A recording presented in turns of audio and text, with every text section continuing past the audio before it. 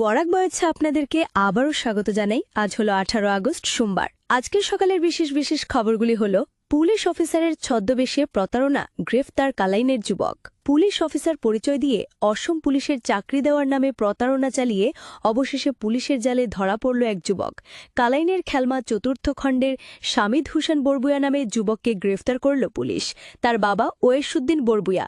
Police সূত্রে জানা যায়, অভিযুক্ত নিজেকে পুলিশ অফিসার পরিচয় দিয়ে ইউনিফর্ম পরিত ছবি প্রদর্শন করত।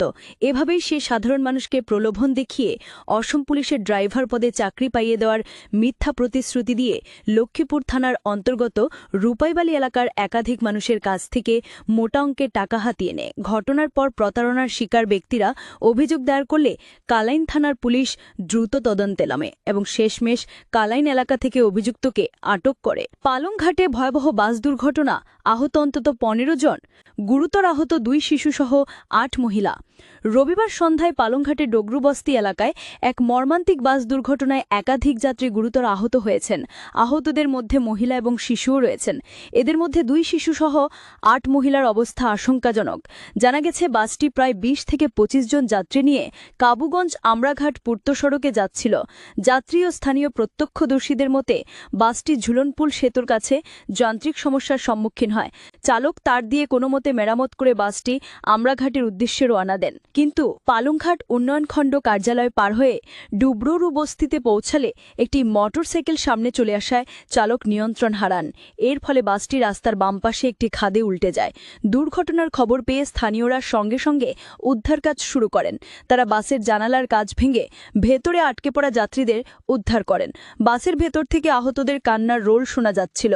খবর পেয়ে পালংঘাট থানার ইনচার্জ ওসি ও প্রতিম খাউন্ট ঘটনাস্থলে ছুটে আসেন এবং আহতদের চিকিৎসার জন্য স্থানীয় মহাত্মা গান্ধী মডেল হাসপাতালে পাঠান। সেখান থেকে কয়েকজনের অবস্থা আশঙ্কাজনক হওয়ায় তাদের শিলচর মেডিকেল কলেজ ও হাসপাতালে স্থানান্তর করা হয়েছে। পুলিশ সূত্রে জানা গেছে, এই ঘটনায় মোটরসাইকেল চালক ঝুনাইয়ের বাসিন্দা দীপন শুক্লবর্দ গুরুতর আহত হয়েছেন এবং তাকেও শিলচর মেডিকেল কলেজ ও হাসপাতালে পাঠানো হয়েছে।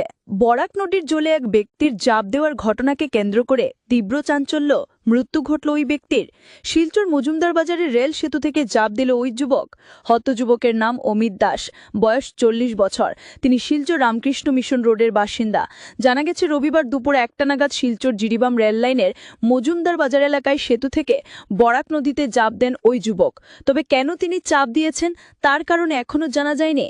প্রত্যক্ষদর্শীদের ভাষ্যে জানা গিয়েছে, তীব্র গরমের জন্য তখন ফাঁকা ছিল ওই এলাকা। হঠাৎ জাপানোর শব্দ শুনে পথ চলতে এক বাইক চালক ওখানে দাঁড়ান। তিনি নদীতে উকি ঝুঁকি শুরু